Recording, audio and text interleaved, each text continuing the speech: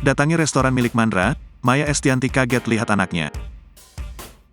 Maya Estianty terkejut dengan paras cantik anak kedua Mandra saat mendatangi restoran sang komedian. Ia bahkan sempat tak percaya Mandra punya anak gadis yang begitu cantik.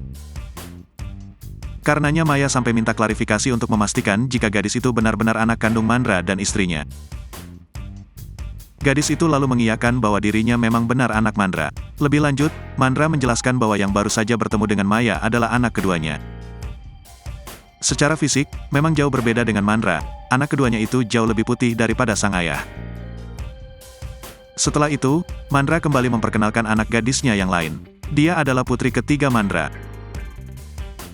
Dia konyol tapi sekonyol-konyolnya anak cewek, jangan nyaingin bapaknya, ujar Mandra. Meski Mandra berkecimpung di dunia entertainment, putri Mandra tidak berniat untuk mengikuti jejak sang ayah. Saat ditanya oleh Maya Estianty, putri ketiga Mandra itu lebih memilih menekuni bidang kuliner.